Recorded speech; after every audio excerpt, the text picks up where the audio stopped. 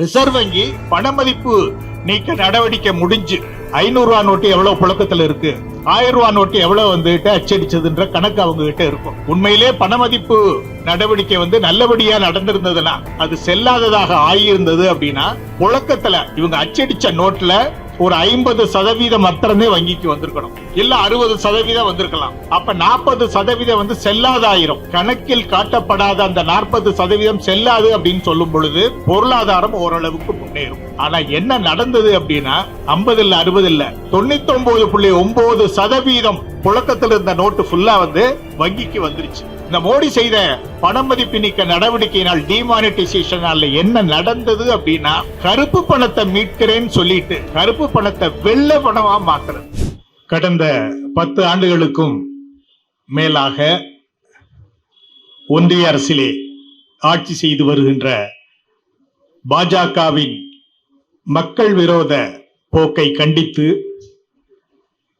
திராவிடர் கழகத்தின் சார்பாக நடத்தப்படுகின்ற இந்த கண்டன ஆர்ப்பாட்ட கூட்டத்திற்கு தலைமை வகிக்கின்ற கழகத்தின் இளைஞரணி மாநில செயலாளர் மாண்புமிகு நாகை நாத்திக பொன்முடி அவர்களே,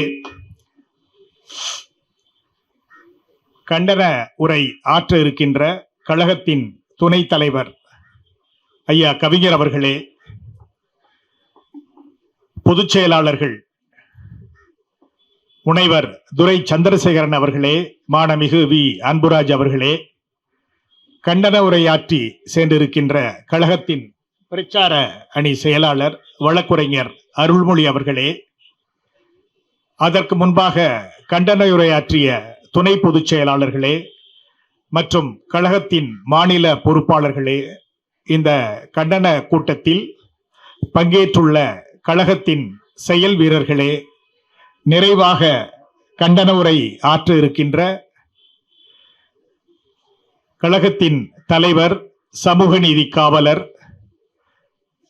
10 ஆண்டு நிறைவடையக்கூடிய சூழ்நிலையில் இந்த ஆட்சி தொடங்கும் பொழுதே இது மக்கள் விரோத ஆட்சி என்று சொன்ன கட்சிகளுள் திராவிடர் கழகமும் ஒன்று. அந்த கண்டித்து சொன்ன தலைவர்களில் ஒருவர் தமிழக தலைவர் ஆசிரியர் ஐயா வீரமணி அவர்கள். அவர் நிறைவாக கண்டன உரை ஆற்ற இருக்கின்றார். அனைவருக்கும் முதற்கண் வணக்கம். பொதுவாக ஜனநாயக ஆட்சியிலே மக்கள் வாக்களித்து ஆட்சிக்கு வரக்கூடியவர்கள் பல்வேறு உறுதிமொழிகளை வழங்கிவிட்டு மக்களுடைய வாக்குகளை பெற்று ஆட்சியில் அமர்வது வழக்கம். அளிக்கப்பட்ட வாக்குகளிலே சில வாக்குறுதிகள் நிறைவேற்றப்பட முடியாமலே சென்றுவிடும். காரணம் என்னவென்றால், சில நேரம் நிதி நெருக்கடி வரும். அதை வெளிப்படையாக சொன்ன கட்சிகள் ஆட்சியில் இருந்தவர்கள் உண்டு. இந்த பாஜக அரசு 2014 ஆட்சிக்கு வருவதற்கு முன்பாக கருப்பு பணத்தை நாங்கள் மீட்டெடுப்போம் என்று உறுதிமொழி கொடுத்து ஆட்சிக்கு வந்தார்கள். அந்த மீட்கப்பட்ட கருப்பு பணத்தை கொண்டு ஒவ்வொரு குடிமகனின் வங்கி கணக்கிலும் 15 லட்சம் செலுத்துவதாகவும் உறுதியளித்தார்கள். இது 15 லட்சம் கொடுக்காம இருந்துட்டா கூட பரவாயில்ல. இன்னும் சொல்ல போனா கருப்பு பணத்தை மீட்டெடுக்காம இருந்தா கூட பரவாயில்ல, ஒரு பேச்சுக்கு சொல்றேன். இதை சுட்டி காட்டும் பொழுது அந்த பொறுப்பில் இருக்கக்கூடிய அந்த உள்துறை அமைச்சர் அமித்ஷா அவர்கள் என்ன சொல்லுகிறார்களா, இதெல்லாம் ஜும்லா. அது வாக்களித்த மக்களை எவ்வளவு கேவலமாக, நக்கலாக, நையாண்டியாக நினைக்கின்றார்கள் என்பதுதான் அந்த மக்கள் விரோத போக்கின், அந்த ஆணவ போக்கின், பாசிச போக்கின் அறிகுறி. ஆண்டுக்கு 2 கோடி பேருக்கு வேலை தருவதாக சொன்னார்கள். 10 ஆண்டு அப்படின் போது 20 கோடி பேருக்கு வேலை கிடைச்சிருக்கணும். அதில் எந்த முன்னேற்றமும் இல்லை. இந்த கருப்பு பணத்தை மீட்டெடுக்கணும், கருப்பு பணத்தை மீட்டெடுக்கணும் போது, கருப்பு பணத்தை மீட்டெடுக்கிறதுனா என்ன? கணக்கில் வராமல் பெரும் முதலாளிகள், பெரும் பணக்காரர்கள் கணக்கில் காட்டப்படாத பணத்தை பதுக்கி வைத்திருப்பார்கள். கரன்சி நோட்டுகளாக பதுக்கி வைத்திருப்பார்கள். கரன்சி நோட்டுகள்னா என்ன? 5 ரூபா, 10 ரூபா, 50 ரூபா, 100 ரூபா, 500 ரூபாய் 1000 ரூபாய் பதுக்கி வைக்கும் போது 5 ரூபாய் 10 ரூபாய்லாம் பதுக்கி வைக்க மாட்டாங்க, பெரிய தொகை பதுக்கி வைப்பாங்க. அந்த வகையிலே இந்த பாஜக அரசு அந்த கருப்பு பணத்தை ஒழிப்பதென்று சொல்லிக்கொண்டு பண மதிப்பு நீக்க நடவடிக்கையை 2016 மேற்கொண்டது. எந்தவித ஒரு பொருளாதார கண்ணோட்டமும் இல்லாமல், நாட்டு மக்களின் பற்றிய ஒரு அக்கறை எதுவும் இல்லாமல் திடீரென்று 500 ரூபாய் நோட்டு செல்லாது, 1000 ரூபாய் நோட்டு செல்லாது அப்படின்றது மாதிரி சொன்னார். இதனுடைய தாற்பயம் என்னன்னா, அந்த கருப்பு பணமாக வைக்கப்பட்ட 500 ரூபாய் நோட்டும் 1000 ரூபாய் நோட்டும் செல்லாதா போயிடும். அந்த பதுக்கி வைக்கப்பட்ட பணம் வந்துட்டு கணக்கில் காட்டப்படாத பணம். அந்த கணக்கில் காட்டப்படாத பணத்தை வந்துட்டு செல்லுபடி ஆகாது அப்படின்னு சொன்னதுக்கு பின்னாடி பொருளாதாரம் முன்னேறும், அது புழக்கத்துக்கு வராது. இதுதான் வந்துட்டு அதனுடைய தாற்பயம், பணமதிப்பு நீக்க நடவடிக்கையின் தாற்பயம். ஆனா என்ன நடந்தது என்ன அப்படின்னா, நீங்க பதுக்கி வச்ச பணத்தை எல்லாம் வங்கியில கொடுத்து மாத்திக்கிறலாம் அப்படின்றது மாதிரி ஒரு புதிய பொருளாதார இதை அறிவிப்பை வந்துட்டு மோடி சர்க்கார் மேற்கொண்டது. இதனால என்ன ஆச்சு அப்படின்னா, பதுக்கி வைத்து கள்ளப்பணமாக கருப்பு பணமாக இருந்த பணம் எல்லாம் வங்கிக்கு வெள்ள பணமா மாறிடுச்சு. இந்த நோட்டை பொறுத்தளவுல எல்லாம் கண்ட்ரோல் பண்ணக்கூடியது ரிசர்வ் வங்கி.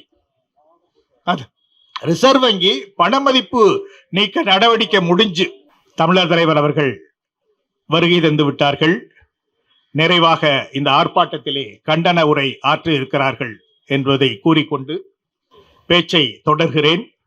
இந்த ரிசர்வ் வங்கி என்ன அறிவிப்பு செஞ்சாங்க அப்படின்னா, ஏன்னா ரிசர்வ் வங்கியில 500 ரூபாய் நோட்டு எவ்வளவு புழக்கத்தில் இருக்கு, ஏன்னா அச்சடிச்சது அவங்க. 1000 ரூபாய் நோட்டு எவ்வளவு அச்சடிச்சதுன்ற கணக்கு அவங்க கிட்ட இருக்கும். உண்மையிலே பணமதிப்பு நடவடிக்கை நல்லபடியா நடந்திருந்ததுன்னா, அது செல்லாததாக ஆகியிருந்தது அப்படின்னா, புழக்கத்துல இவங்க அச்சடிச்ச நோட்ல ஒரு 50% மாத்திரமே வங்கிக்கு வந்திருக்கணும், இல்ல 60% வந்திருக்கலாம். அப்ப 40% செல்லாதாயிரும். கணக்கில் காட்டப்படாத அந்த 40% செல்லாது அப்படின்னு சொல்லும் பொழுது பொருளாதாரம் ஓரளவுக்கு முன்னேறும். ஆனா என்ன நடந்தது அப்படின்னா, 50 இல்ல 60 இல்ல 99.9% புழக்கத்தில் இருந்த நோட்டு ஃபுல்லா வங்கிக்கு வந்துருச்சு. இந்த மோடி செய்த பணமதிப்பு நீக்க நடவடிக்கையினால், டிமானிட்டைசேஷனால என்ன நடந்தது அப்படின்னா, கருப்பு பணத்தை மீட்கிறேன்னு சொல்லிட்டு, மீட்கா கூட்டா பரவாயில்ல, கருப்பு பணத்தை வெள்ள பணமா மாத்துறது, அதுவே மோடி அரசின் மாபெரும் சாதனை. அடுத்து கருப்பு பணத்தை ஒட்டி இன்னொரு சமாச்சாரம், கருப்பு பணத்தை மீட்கிறோம் அப்படின்றது மாதிரி சொல்லிட்டு, அது வரைக்கும் அரசியல் இது முதலாளிகள் அரசியல் கட்சிக்கு நன்கொடை வழங்குவதற்கான ஒரு திட்டம் இருந்தது. அந்த திட்டம் வெளிப்படையான திட்டம். நன்கொடை அளிப்பது யாருன்றது தெரியும், யாருக்கு போகுது அப்படின்றது தெரியும். அப்படி ஒரு வெளிப்படையான திட்டம். ஆனால் இந்த மோடி அரசு என்ன செய்யுதுன்னா, கருப்பு பணத்தை மீட்கிறேன்னு சொல்லி போட்டு, வெளிப்படைத்தன்மையா நடக்குதுன்னு சொல்லி போட்டு, வெளிப்படைத்தன்மையே இல்லாம தேர்தல் பத்திரங்களை வெளியிட்டு இருக்காங்க. அந்த தேர்தல் பத்திரம்னா என்ன அப்படின்னா, பிராமிசரி நோட்டு உங்களுக்கு எல்லாம் தெரியும். பிராமிசரி நோட்டு எத்தனை எழுதி கடை வாங்கியிருப்போம். பிராமிசரி நோட்டு கொடுத்தது யாருன்றது கையெழுத்து இருக்கும், யாருக்கு எழுதி கொடுத்தோம் அப்படின்றது கணக்கு இருக்கும். இதே பிராமிசரி நோட்டுடைய தன்மை. இது பொதுவா பிராமிசரி நோட்டு. ஆனா இன்னொரு பிராமிசரி நோட்டு இருக்கு, கொடுத்தது யாருன்னு அதுல இருக்காது, வாங்கினது யாருன்றது இருக்காது. அப்படி ஒரு பிராமிசரி நோட்டு இருக்கு. அது எல்லாருக்குமே தெரிஞ்ச பிராமிசரி நோட்டு தான். கடைக்கு போறோம், ஒரு 100 ரூபாய்க்கு பொருள் வாங்குறோம், வாங்கிட்டு 100 ரூபாயை கொடுக்கிறோம். இது பெயர் குறிப்பிடப்படாத பிராமிசரி நோட். இது கொடுத்த வாங்கினது, பொருள் வாங்கினது உண்மைன்னு தெரியும், ஆனா இது யாரு கொடுத்தாங்கன்ற குறிப்பு இதுல இருக்காது, யாருக்கு கொடுத்தாங்கன்ற குறிப்பு இருக்காது. இப்படிப்பட்ட பிராமிசரி நோட்டை அடிக்கக்கூடிய உரிமை ரிசர்வ் பேங்க் மட்டுமே உண்டு, வேற தனியார் யாரும் பண்ண முடியாது.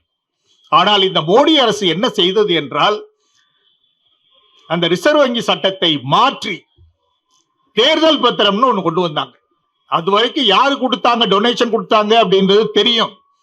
ஆனால் இந்த ப்ராமிசரி நோட்டு, இந்த தேர்தல் பத்திரத்தை கொண்டு வந்து கொடுத்தது யாருன்னு தெரியாது, யாருக்கு கொடுக்க போறோம்ன்றது வெளிப்படையா தெரியாது. அதனால கருப்பு பணத்தை வந்துட்டு வெள்ளை பணமா அரசியல் கட்சிக்கு வரவழைச்சு, அரசியல் கட்சி என்ன பிஜேபிக்கு வரவழைச்சு அதை வெள்ளை பணமாக்கி தேர்தல் காலங்களிலே செலவழிக்கக்கூடிய ஒரு மாபெரும் கண்டுபிடிப்பை செய்தவர் மோடி அவர்கள். இவ்வளவையும் செஞ்சு போட்டு 10 ஆண்டு காலத்துல ஊழலே நடக்கல அப்படின்றது மாதிரி சொல்லிக்கிட்டு இருக்காரு. 2014 ஆட்சி தொடங்கிய காலத்தில் இருந்து ஊழல் செய்த ஒரே கட்சி பாஜக கட்சி தான். இறுதியாக ஒன்றை மட்டும் சொல்லி முடிக்க விரும்புகிறேன். அவர் பிரதம மந்திரி, பாஜக அரசு என்றால் இந்திய நாடு முழுமைக்கும் தான், மாநிலத்திலே உள்ள அனைத்து மாநில மக்களுக்கும் பிரதமர் அவர்தான். ஒரு மாநிலம் பாதிக்கப்படும் பொழுது அந்த நிவாரணம் செய்யக்கூடிய பணி அந்த ஒன்றிய அரசுக்கு அந்த கடமை இருக்கிறது. கடந்த செப்டம்பர் மாதம் தமிழ்நாடு வெள்ளத்தால் பாதிக்கப்பட்ட பொழுது நிதி கொடுக்க வேண்டிய கட்டாயம், கடமை ஒன்றிய அரசுக்கு இருக்கிறது. கொடுக்காம போ, அது வேற விஷயம். அந்த வெள்ளம் நடந்த நேரத்தில் பாதுகாப்பு அமைச்சர் சென்னைக்கு வர்றாரு, எல்லா இடத்தையும் பார்க்கிறாரு, திரும்பி போய் எந்த உதவியும் செய்யல. அடுத்து தென் மாவட்டங்கள்ல வெள்ளம் வருது, அது முடிஞ்ச உடனே நிதியமைச்சர் வர்றாங்க, எல்லா இடத்தையும் பார்க்கறாங்க, ஒரு பைசா கூட தரல. எதுக்கு பார்க்கணும்? நம்ம தமிழக எம்பிகள் அமித்ஷாவை போய் பார்க்கறாங்க, அவர் ஏதோ ஒரு நாளுக்குள்ள நிவாரண நிதி வரும்ன்றார். ஆனால் இதுவரைக்கும் வந்த பாடில்லை. அந்த வகையிலே ஆரம்பம் முதல் இன்று வரை மக்கள் விரோத போக்கை கடைபிடிப்பது பாஜக அரசு. வர இருக்கின்ற தேர்தலிலே அது தோற்கடிக்கப்பட வேண்டும். அதன் தலைமையிலே இருக்கக்கூடிய கூட்டணி தோற்கடிக்கப்பட வேண்டும். இந்தியா கூட்டணி, தமிழகத்தை பொறுத்தவரை திராவிட முன்னேற்ற கழகத்தின் தலைமையில் இருக்கக்கூடிய கூட்டணி வெல்ல வேண்டும் என்பதை கூறிக்கொண்டு வாய்ப்பு கொடுத்தமைக்கு நன்றி கூறி முடிக்கிறேன். நன்றி, வணக்கம்.